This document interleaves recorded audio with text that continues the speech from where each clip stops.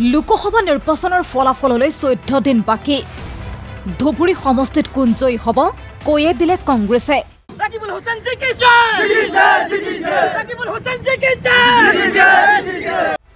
ধুবুৰীত অন্ত পৰিল নেকি আজমল অধ্যায়ৰ ধুবুৰীত নিশ্চিত হ'ল নেকি ৰকিবুল হুছেইনৰ বিজয় ইমান সহজ নহয় পপুলাৰ মন্ত্ৰ ঘূৰাইছে তাত মোৰ কংগ্ৰেছ কৰ্মীসকলে তাৰে জনজন ৰকিবুল হুছেইন দেশত অব্যাহত আছে লোকসভা নিৰ্বাচনৰ ভোটদান প্ৰক্ৰিয়া 4 জুনত ওলাব নিৰ্বাচনৰ ফলাফলৰ বাবে বহু সময় বাকী থাকিলেও ধুবুৰী লোকসভা সমষ্টিৰ পৰিৱেশ সুকীয়া সমষ্টিটোৰ ঠায়ে ঠায়ে গৈ ভোটাৰৰ লগতে কংগ্ৰেছ কৰ্মীলৈ কৃতজ্ঞতা জ্ঞাপন কৰি ৰকিবুল হুছেইনে সম্বোধন কৰিছে সভা গোটেই অসমত এটা প্ৰচাৰ হৈ গ'ল যে এটা সমষ্টিৰ ৰিজাল্ট ওলাই গৈছে কোনটো ৰিজাল্ট ওলাইছে এই গোটেই ক্ৰেডিটটো মই আপোনালোকক দিব খুজিছো আপোনালোকৰ দৰে অজস্ৰ কংগ্ৰেছ কৰ্মী মহিলা কংগ্ৰেছ যুৱ কংগ্ৰেছ NSCY সেৱা দল মাইনৰিটি ডিপাৰ্টমেণ্ট মিডিয়া কষ্ট নকৰিলেহেঁতেন তেতিয়া এই 14টাৰ ভিতৰত এতিয়াই জিকিলো বুলি এই কথাটো নলালেহেঁতেন সেইকাৰণে প্ৰাৰ্থী হিচাপে মোৰ এটা দায়িত্ব আছে যে মোৰ সেই কংগ্ৰেছ কৰ্মীসকল ৰোজা ৰাখি ইমান এটা ইবাদত বন্দী কৰাৰ লগতে আজি এখন মিটিং কালি এখন মিটিং প্ৰত্যেকখন মিটিঙত যোৱাৰ উপৰিও ঘৰে ঘৰে আপোনালোকে ভোটাৰশ্বিপ বিলাইছে বৰষুণ দিছে কংগ্ৰেছ কৰি আছে মোৰ এটা দায়িত্ব আছে যে মই আপোনালোকক ধন্যবাদ কৃতজ্ঞতাৰ শুক্ৰিয়া আদায় কৰা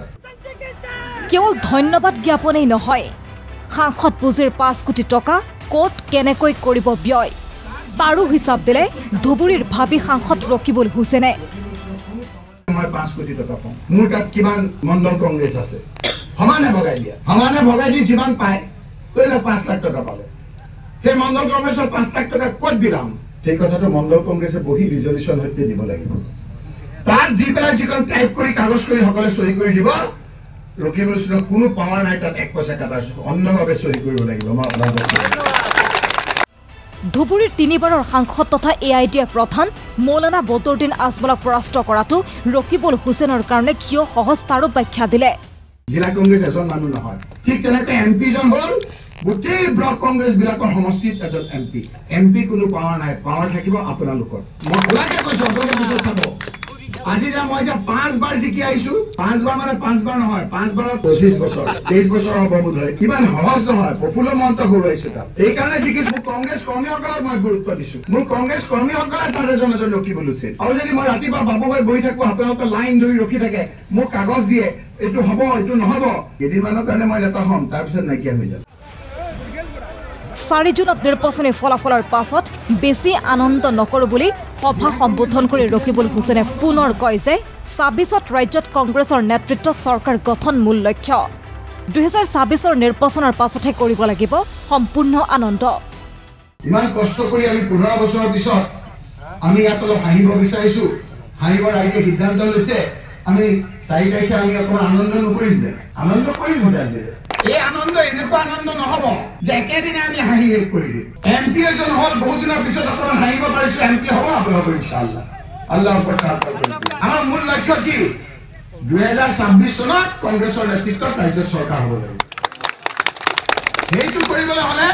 আমি এই কেইটা দিন অলপকে হাঁহিটো গোটাই থ'ব লাগিব একদম ভালকে হাঁহিম আমি 26ত যেতিয়া চৰকাৰ হয়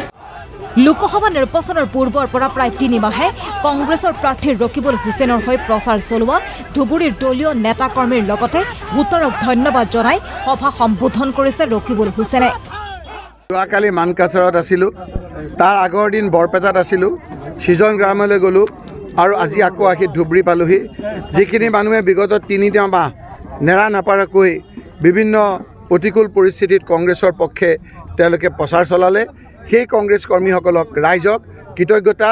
ধন্যবাদ আৰু শুক্ৰিয়া জনোৱাটো মই এটা কৰ্তব্য বুলি ভাবিছিলোঁ আৰু সেইকাৰণে মই আজি আহি সেইসকলক এবাৰ দেখা দিছোঁ ধুবুৰীৰ পৰা ৰাখু হুছেইন আৰু পৰ্বত ঝুৰাৰ পৰা মুস্তাফা কামাল ৰিপৰ্ট ND24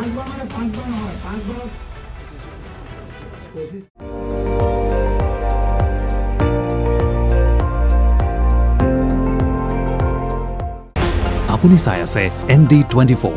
সৰ্বশ্ৰেষ্ঠ নহয় সৰ্বোত্তমৰ দৌৰ